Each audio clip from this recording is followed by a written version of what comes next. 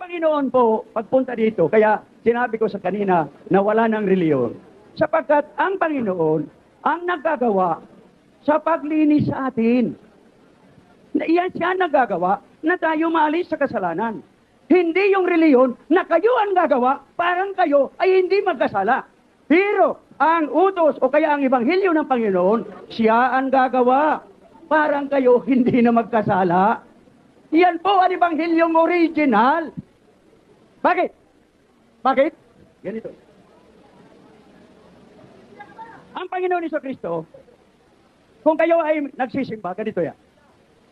At lahat ng mga religious organization, sabi, pagdating na nagbabayaw ito, sinasabi ko sapagkat kayo ay siguro galing din kayo sa Katoliko at alam ninyo ang mga salitang ito. Ang pare, pag bayaw na, yung bang mari ng kuwan niya yung bread, nasabi ang pare, "This is the Lamb of God who take away the sins of the world." Tandaan ninyo, sabi, tandaan ninyong mabuti. Ito ang kordero ng Diyos na nag-aalis ng kasalanan ng sanlibutan. Ngayon, bakit kayo magpapahirap pa sa mga utos ni Mr. Soriano na kayo ang makalis sa kasalanan? Ang Panginoon na naalis, baka ngayon kayo ang naalis. Ano bang pagkaintindi ninyo ng salita ng Diyos? Yan po ang mga sekreto. Nako, ito mga bago. Mga bago to. Ayan, ito. Ang lahat ng mga bagay, napunta dito ang Panginoon Jesucristo para sa ano? Para sa mga makasalanan. Parang ano? Panatilihin kayo dyan. At pagkatapos ay itong mga manunurong ito ay paganyan-ganyan lang sa inyo. Ay pagkatapos hindi naman kayo nagkakamayroon ng kabanalan. Ay mga kaibigan, mali. Sapagkat sabi ni Panginoon Jesucristo ganito, siya ang magbabanal sa kanyang simbahan. Hindi po kayo ang dapat magbanal. Hindi kayo ang maaaring magbanal. Sapagkat ang tinatawag na Diyos, si Kristo, yan ang nag-aalis ng kasalanan. Pribas, ito. 1 John 1:7. But if we walk in the light, as He is in the light, we have fellowship with one another, in the blood of Jesus Christ, His Son, cleanseth us from all sin. So, ang dugo ng Panginoon Jesucristo ang maglilinis sa inyong paniniwala. Hindi po yung sa inyong trabaho. Hindi kaya ninyo ang utos ng Diyos. Hindi kaya ninyo. Sigurado yan. Sabi ni San Pablo, hindi kaya ninyo yun. Ito pa.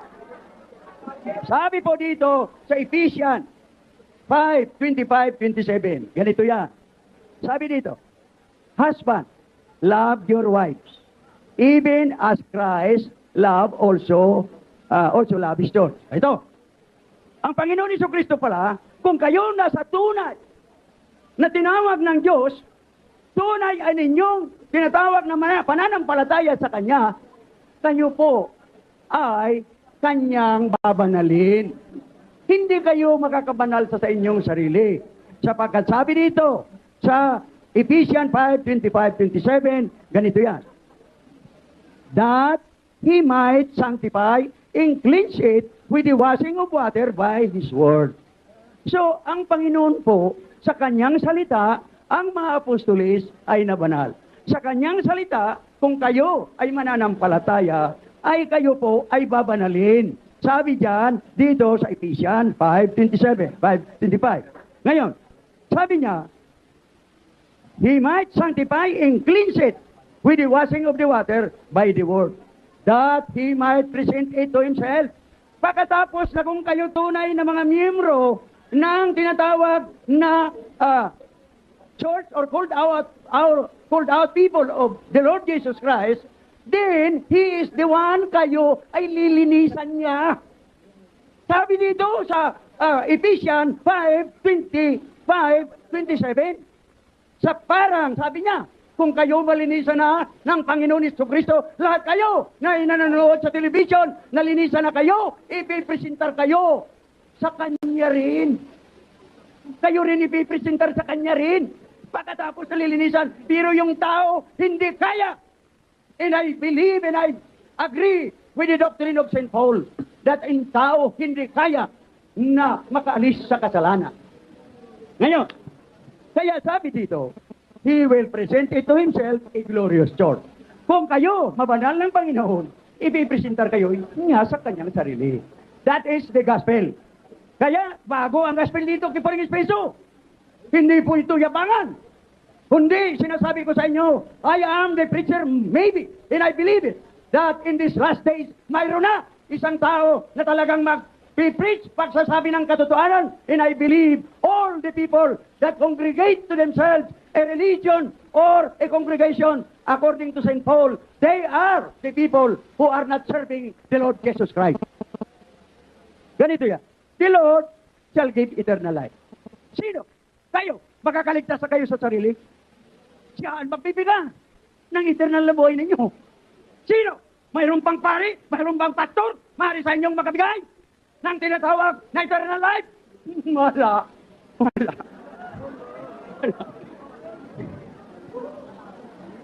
Ngayon, dito pa. Sabi dito sa Gospel ng mga Apostoles, ito po ang bago ninyong maririnig. Ang sabi ng Jesus Christ kay St. Paul at saka kay kay San Juan, sa New Covenant, from Pentecost up to this present generation, ang sabi ng Panginoon Jesucristo, ang Diyos na ang magtuturo sa bawat isang tao. Wala na pong taong maaaring makaturo. Ayan niya na siya ay maalis sa kasalanan. Paano yun daw yun magtuturo ng mga kabanalan, ng mga holiness, ng mga tinatawag charity, when He Himself cannot make Himself holy? Now, ito pa. 5 minutes more. Ito pong tinatawag na ito na ginagawa ng Panginoon Jesucristo. Parang kayo po ay tinatawag na mayroong kayong token.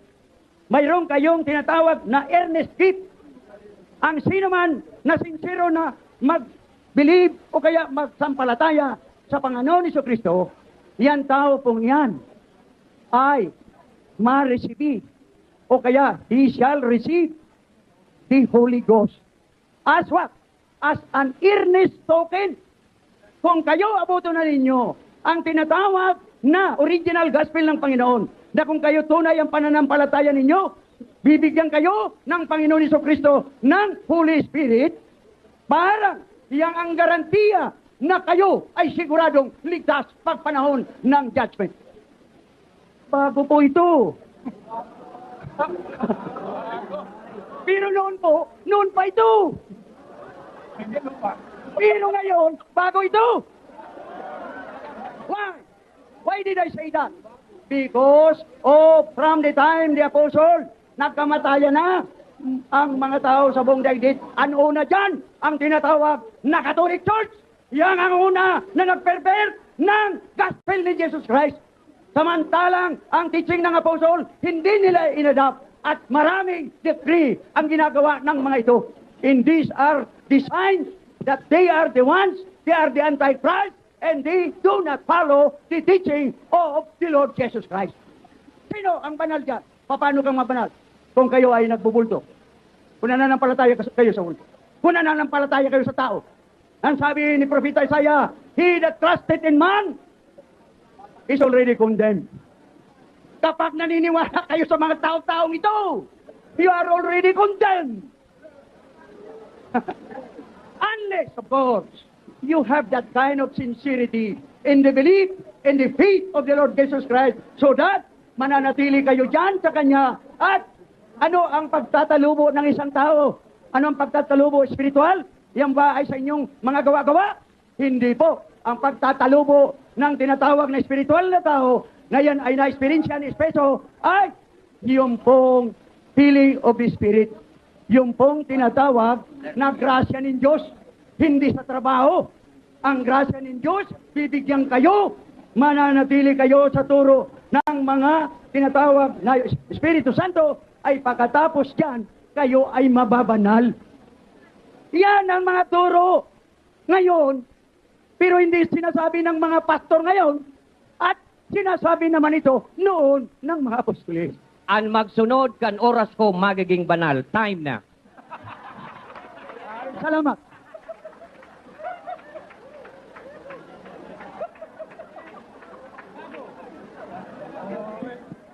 Ngayon, ibigay natin kay Brother Soriano ang 15 minuto na katanungan sa mga idiniscuss ni Mr. Espresso.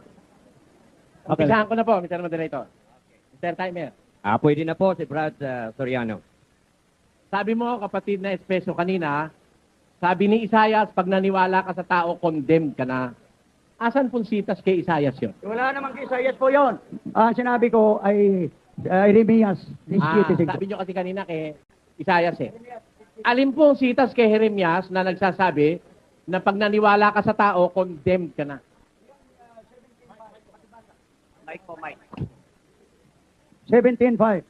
Ang nakalagay po ba sa 17:5 of the book of Jeremiah, pag naniwala ka sa tao, condemned ka na? Yes, precisely. If that for teaching of that man is the teaching of God, they might say that it is Hindi, the teaching tinatanong of ko po, God. ang nakasulat po ba ron, pag naniwala ka sa tao, condemned ka na? Kung maniwala ka sa tao, siguradong condemn ka na. Sinabi ng kasulatan, sabi mo yan. Sabi ko kay Jeremias, babasahin ko sandali ang Jeremias just to examine what you have uttered. Ito po ang sabi dito, babasahin ko. Jeremiah chapter 17 verse 5. Thus saith the Lord, cursed be the man that trusted in man. Yun ho bang cursed be the man, condemn na ho ba yun? Ang sinasabing ang course ay condemn yun. Force, kondinado na yun. Pagka kinurse, condemn na. Force na eh. Para kang, ipinako na sa krus. Yun. Sige po, salamat po sa sagot nyo. Ito pa ho, susunod kong tanong. Sabi nyo kanina, wala nang taong makakapagturo ng kabanalan kahit isa. Inuulit nyo ba, tanggapin nyo ngayon? Opo. Kung makabasa po ako sa Biblia na may taong makapagtuturo ng kabanalan, tatanggapin nyo, dinadaya nyo itong lahat ng nanonood Basahin sa mo. atin? Ha? Kung makabasa ako. Tatanggapin nyo ba na pagka nakabasa ako, dinadaya nyo itong mga nakikinig sa atin? Basahin mo lang. Hindi, tatanggapin nyo ba kung Hindi, mabasa ko? wala sa panahon kong pagtanggap. Hindi, pero nasa panahon kayo ng pagsagot. Nasa panahon kayo ng pagsagot. Sabi nyo kanina, ay walang tao na makakapagturo ng kabanalan. Ang tanong ko, inuulit ko, kung mababasa ko ba sa Biblia na may tao na makakapagturo ng kabanalan, tatanggapin nyo, mali ang sinasabi nyo. Hindi ko tatanggapin sapagkat ang pagkaintindi mo ay ganyan.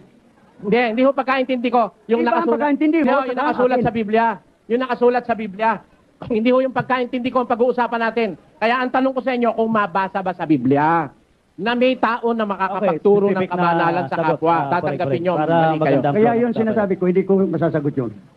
Alin po, alin po? Hindi ko masasagot yung tanong mo yun. Sapagkat, ang sagot ko dyan, hindi mo naman papaniwalaan. Hindi ho, papaniwalaan ko. Sige ho, basta't babasahin sa Biblia, papaniwalaan ko. Kaya lang, ang tanong ko sa inyo, hindi naman kayo babasa ako babasa hindi naman kayo sasagot, ako babasa Tapos hihintayin ko, pagkabasa ko yung talata, hintayin ko ang sagot nyo. Kung mabasa ko ba sa Biblia na may tao na makakapagturo ng kabanalan, hindi kagaya nung sabi nyo na wala ng tao na makakapagturo ng kabanalan, tatanggapin nyo, mali yung sinabi nyo. Hindi, sapagkat ang nalalaman ko, ang Diyos na ang magtuturo na ang tao mabanal. Iyan sa iyo, iyon din sa mga kinwalify nyo na, yung na para nabasa pala ko. sa inyo, ang Diyos lang ang Di mayroong makakapagturo. kontras. Ang nabasa niya, sa kanyang nabasa ko, ay nagsasalpukan. Ayan ang mangyayari dyan. Huwag niya ho kayo mag-comment. You are under cross-examination. Ang tatanong ko, susunod ganito. Sabi nyo kanina, binasa nyo yung Roma o Galatians chapter 3 verse 11. Bagaman din nyo binasa, sinabi nyo that no one is justified by the works of the law. Alin hong law ang tinutukoy doon that no one will not be justified by the works of the law? Which law do you mean? Ang sabi ng San Pablo at ang turo sa kanya ng Espiritu Santo, the Ten Commandments, which is the law, and the ordinances of God, doon sa lumang tipan. Ang tinutukoy po ba ron ay ang Ten Commandments? Ten Commandments. Na hindi ma-justify ang tao ron? Hindi ma-justify ang tao ng Ten Commandments. Ayan. Is there any other law? Is there any other law that can be used to justify a man? Wala na ho bang batas pa na makakapagpabanal sa tao? Mayroon. Alin po? The law of faith. The law of faith. Kanino The po? law of faith. Kanino po law yon? Law ng pinagturo ng Panginoon Jesucristo kay Saint Paul. Salamat po sa sagot nyo. Sa the law Tama na of po faith. yun. Ang tanong ko May susunod. ng paniniwala. Okay na po. Ang susunod kong tanong ay ganito. Sabi nyo, hindi magagawa ng tao na yung kanyang kasalanan ay maalis. Tinatanggap nyo uli yun? Hindi maaalis ng tao ang Hindi, kasalanan. tinatanggap niyo ho ba uli yung sinabi niyo? Tinatanggap ko yun na Yan. walang Kung mabasa ko sa Biblia na magagawa ng tao na maalis yung kanyang kasalanan. Ang pagkaintindi mo siguro mali. Hindi. Kung mabasa ko ho. Kung mabasa ko Madali, ho. madali. Sa binasa mo, Sagutin mo, Puring, kung. Hindi naman iintindihin, babasahin pala. Babasahin, sagutin. o sige, alam ko. Sige. Okay. Salamat po sa sagot nyo. Ho. Paalala mo lahat yung tinanong niya. Susunod kong tanong, kapatid na Espeso, ganito. Sabi nyo, hindi kaya ninyo ang utos ng Diyos. Walang makakasunod. Tinatanggap nyo ho ba uli yun? Walang tao makakasunod ng ley. Diyos. Alin hong utos ang hindi Lahat masusunod? sinabi ko na sa iyo, the Ten Commandments, kung ano-ano pang ley, ang ley ni Kristo na sinasabi ni Jesus pati yung- Christ, pati ang sabi ni Jesus pati yung Christ, law of faith? na sabi, iba naman po. Madali. The law of faith is the law that was changed of the Ten Commandments and other ordinances by God in the people or to the people of Tanong ko, Israel. ulitin ko, Mr. Espeso. Hindi- Sabi nyo hindi po kanina, yun. Ang law of walang faith, tao- dito na yan kay Jesus kapatid. Dali kapatid. For clarificatory reasons lang itong tanong ko eh. Ang sabi nyo, walang tao na maaaring makasunod sa utos. Tapos sinabi nyo pa sa audience, hindi ninyo kaya. Sinabi nyo sa Sigurado. audience. Alin hong batas ang hindi kaya na sundin ng tao? Ulit-ulit ka naman, oh. Hindi pa nyo nga sinasagot eh. Okay, brother, Mr. Espeso, kasi, Hindi na, sinagot ko okay, na. madali Ano, lang. alin hong batas ang hindi makakaya ng tao? 1, the Ten Commandments. Ayan. 2, the ordinances of God. 3, yung mga utos ng Panginoon Jesucristo. Hindi ang kaya ng tao. Hindi kaya ng tao. Yan. Ayun. Sa mga tweet, 1, 2, and 3, hindi kaya ng tao na sumunod sa utos ni Kristo, sa Ten Commandments, at saka sa mga ordinances of God. Ngayon, ang tanong kami, Mr. Espeso, ganito. Sino po ba ang may-ari ng Ten Commandments? Hindi ba ang Diyos? Hindi na necessary yan na tanong mo. Ano po? Ten Commandments Okay. was given by God. Okay na yun. Okay. Sa Diyos po, sapagkat tinatanong sa Diyos po ka, ba galing yung Ten Commandments, Mr. No. Espeso? Sa Diyos po galing yung Ten Commandments? Siyempre. Ba yun? Ang Diyos ba sa palagay nyo magbibigay ng batas? Alam naman niyang hindi kaya ng tao. Ang Diyos nagbigay ng batas parang ang tao ay lalong malubog sa kasalanan para Okay. Kayo kayo. Kung kayo man ay hindi nalulugod sa kasagutan ni Puring, makiano kayo. O baka mali lang yung kanyang Tagalog. Madali. Paulit natin, Okay, paulit. matapag- Can you repeat that, Mr. Espeso? Okay, pakiulit mo. Baka Will you mali kindly lang repeat baka your ano mo? ang Diyos ay nagbigay ng 10 utos, ang mga ordinansa, at pagkatapos ay si Jesucristo nagbigay din ng mga utos. Pero alam ng Panginoon Diyos na yung utos niyang yun ay magpapatay sa inyo. Papatayin kayo niyan sapagkat kayo hindi ninyo magagawa na matupad yung ley niyan. Ang ibig Kung hindi sabihin ninyo po ba- matutupad, the Tama na po, wages tama na of po. sin, if you transgress the law, wala na kayo. Answer accepted by the interrogating party. Next question is this. Ang ibig nyo ba sabihin, yung Diyos na makapangyarihan, matalino, marunong, nagbibigay ng utos, alam naman pala niya, hindi naman masusunod ng tao. Talagang ibinigay yun. Para hindi masunod. Parang lubog ang tao sa kasalanan para Ayun. maawa. Yung pala. Kaya, The next question is this. The nandiyan next question is this. Diretso, Pabayaan diretso. natin siya ron. Alayaan muna niya kayo, sabihin sapagkat alam niyo niyo naman ang- After all, he is just trying to prove his belief. Ano? Hindi naman tayo tatanggap no. Pero yun ang sagot niya eh. Hindi. Yun ang sagot niya eh. Ang susunod kong tanong, ganito kapatid. Nung sabihin nyo kanina, nagpunta rito si Kristo para sa mga makasalanan. Sinabi niyo po yun? Tinatanggap niyo uli? Oh, Ano ho ang gagawin ni Kristo sa makasalanan? ililigtas niya. Alisin niya sa kasalanan. Binigyan niya Babanalin niya. Binigyan niya ho ba ng batas? Ah. Oh, binigyan. Ano ho ang tawag sa batas na ibinigay niya? Ho? Love, Ano pa po? charity, Ano holiness. pa po? Lahat ng Ayan, mga utos po yan. Oh. Para ilubog niya uli sa kasalanan ng tao. Parang, ito po ang tinatawag po na spiritual na understanding na siya, binigyan tayo ng mga batas, ng mga utos na parang tayo ay maalaman natin na hindi natin kayang matupad yan. At ang remedyo ay makuha ninyo si Kristo sa inyong buhay. Ayun, sige. Because without me, Saan you po can si- do nothing. Sa, sa ganito po, susunod kong tanong, kapatid na Espeso, ganito.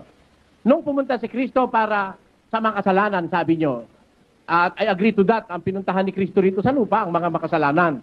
Sabi nyo kanina, gagawin niyang banal yung mga makasalanan. Ano po ang agent para magawang banal ni Jesus Christ ang makasalanan? Agent? Ang agent, walang agent.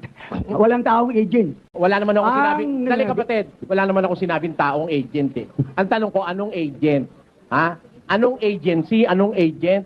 By what means is he going to sanctify people or the makasalanan as you have said it? The agent is the Holy Ghost, the Holy Spirit, who will give that Holy Ghost to every person who has the full faith and confidence in the Lord Jesus Christ. Ngayon, ang tanong ko sa inyo kapatid ganito, kayo ho ba bilang isang tao, sabi nyo kasi kanina, ni-note down ko rito, kayo ay spiritual na. Sabi nyo po yan, itinatanggap nyo po ulit? Tinatanggap ko at ang testigos ko ang Panginoon ni Kristo. Ayan, tanong. Tingnan nyo at tinitistigo nyo si Kristo. Ako kanina, Biblia, nagalit kayo sa akin ha. Ngayon si Kristo, hindi naman natin makakausap ngayon ng personal yon, Mr. Moderator. Ang susunod na tanong, sabi nyo, kayo spiritual na. At ang sabi nyo, ang isang spiritual ay hindi na nagkakasala. Tinatanggap nyo uli yung sinabi nyo na yun. Eh, siyempre, kung hindi spiritual. Kayo ho ba ay hindi na nagkakasala? Hindi na po. Hindi na kayo... Ayon po ba sa Biblia, hindi na kayo nagkakasala? Sa Biblia po, hindi na po. Ayon sa Biblia? Ayon po sa Biblia? Ayon sa Biblia, hindi na po. Kung mabasa ko sa Biblia, nagkakasala pa kayo hanggang ngayon. Ang nabasa mo, contrast, sana mababasahin ko. Kung mabasa ko. Eh, kung nabasa ka, Kung babasa rin ako. Sige, yung babasahin nyo at babasahin ko, pagkukumparahin natin, payag kayo. Sige ho, babasa. Biblia. Ito po ang sabi ng unang Juan 1:8. Tignan nyo kung kasama si Mr. Espeso rito kung hindi. Kung sinasabi nating tayo'y walang kasalanan, ay ating dinadaya ang ating sarili. At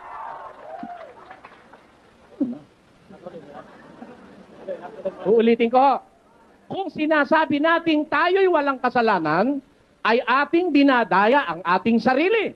At ang katotohanan ay wala sa atin. Kasama ba si Mr. Espeso ron? Ang tanong ko, kasama ba ron si Mr. Espeso? Hindi. Sige, bumasa kayo ngayon. Okay, Mr. Leslie. Babasahin natin siya.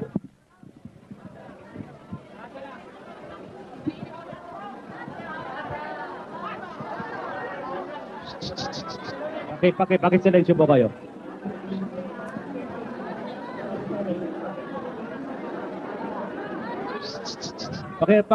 Silencio muna kayo. Bigyan niyo ng panahon. Ang binasa po ni Ginoong Huwag Soriano. niyo paliwanag yung binasa ko, bumasa kayo ng inyo. Huwag niyo paliwanag yung binasa ko. Kaya ang binasa niya, Sige, bumasa kayo ng inyo. ako naman ang magsasalita. Babasa lang. Hindi naman ako nagpaliwanag, bumasa lang ako eh. Kaya? Bumasa na kayo. Ang nabasa niya po ay isang Diyos. Bumasa na kayo. Yun ang usapan, babasa kayo. Oo, babasahan ko na. Gusto ko lang umalsa kayo. Sige kayo.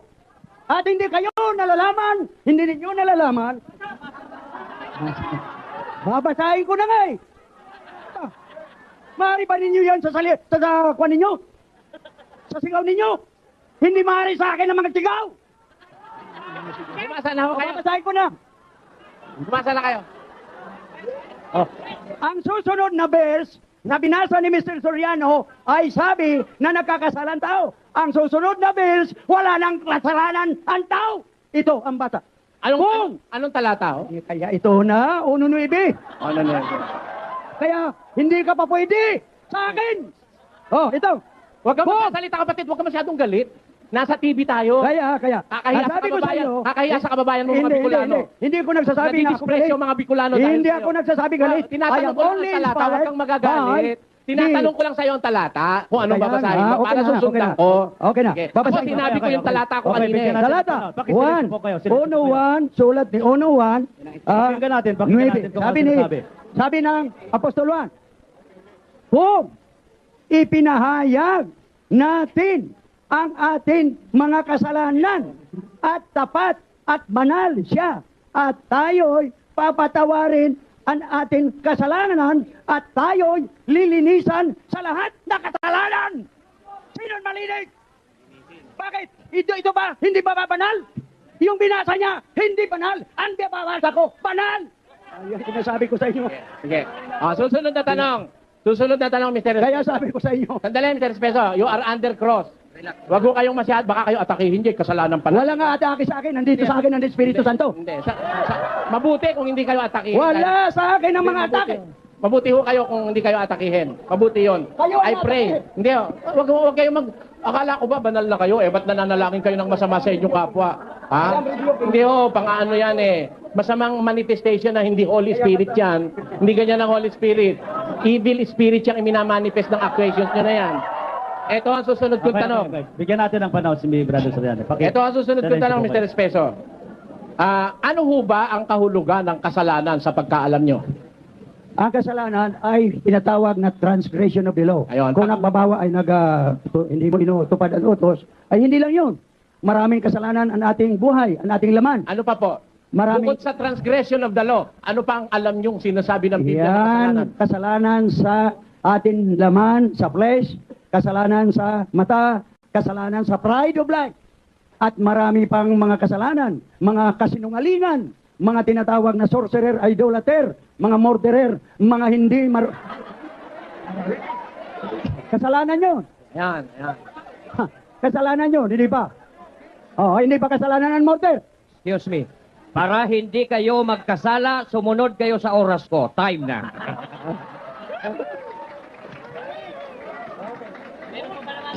Ako na. Okay. Hindi pa tapos. Paparap ko na. Okay. 20 minutes po. Mr. Timer, Yes. Pwede na ho ba ako? Pwede na po kayong umumpisa. Ayan.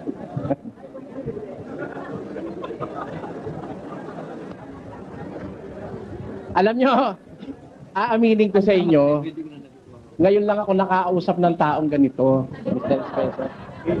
Oh, this is the first time I have met such a person na bago. Alam nyo kung bakit bago? Kasi ngayon lang ako nakakita ng tao na pinaratangan ng Diyos na kaya naglagay ang utos para ilubog tayo sa kasalanan. Ang Diyos nagbigay ng batas parang ang tao ay lalong malubog sa kasalanan para ang Diyos nagbigay ng batas parang ang tao ay lalong malubog sa kasalanan para Lumalabas yung nakikilalang Diyos ni Mr. Espeso ay hindi compassionate, hindi God of justice, hindi God of love, hindi Diyos na makatwirang, kundi nonsense. Nagbibigay ng utos, di naman pala matutupad, binigay pa. Di nonsense yung Diyos niya. Hindi nakakapagtaka, ganong kainit ang ulo ni Mr. Espeso. Hindi nakakapagtaka. At ang nagtataka lang ako, bakit siya pumirma ayon sa Biblia, ay yung palang dadaldal niya, wala sa Biblia. Ayun. Eto, babasahin ko. Binasa ko yung 1:9 ng unang Juan, kasi sabi niya, hindi na raw siya nagkakasala eh. Kaya tinanong ko siya, kung babasa niya, babasa raw siya. Ako muna ang bumasa. Eto, ang binasa ko 1:8, binasa niya 1:9. Magkasunod. Tingnan mo natin kung nadadaya tayo pagka hindi natin to binasa uli.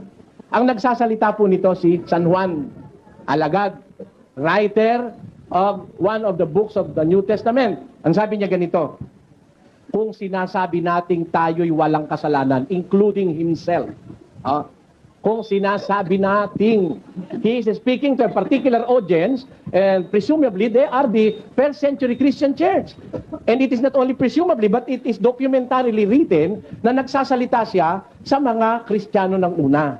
Dito sa kanyang epistle, 1 John. Ang sabi, kung sinasabi natin na tayo'y walang kasalanan, ay ating dinadaya ang ating sarili at ang katotohanan ay wala sa atin.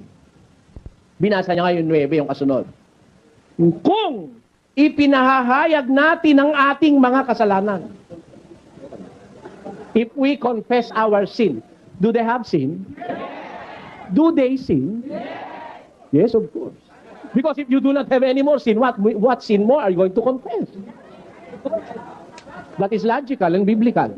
Ha? Ang sabi niya, kung ipinahahayag natin ang ating mga kasalanan, yun bang ipinahahayag present progressive o past tense? if we confess our sins. Yan. Present progressive, meaning, nagkakasala talaga tao di ba, no? Kung ipinahahayag natin ang ating mga kasalanan, ay tapat at banal siya na tayo'y patatawarin. Hindi pa rin past tense, ano? Present progressive pa rin, ano? Future progressive pa nga Tapat at banal siya na patatawarin tayo sa ating mga kasalanan at tayo'y lilinisin sa lahat ng mga kalikuan. Amen? May kasalanan sila o wala? Bukod tangi lang naman si Mr. Espeso, wala nang kasalanan Pati nga mga apostol nag-umaamin Kasi pag sinabi mo pa lang na wala kang kasalanan, dinadaya mo na sarili mo. Ngayon lang, napakalaing kasalanan ginawa ni Mr. Espeso. Kasalanan laban sa ethics, sa magandang moral sa kapwa. Lalo na sa radio and TV code. Hindi niya, alam naman niya, we are being covered and we are being seen throughout the Bicol region. Marami siyang kasalanan ginawa ngayon. Tapos, how hypocrite can you be na sabihin mong wala ka ng kasalanan? Eh, yan lang mga pati tao, inaano mo Ha? Dinuduro mo mga tao.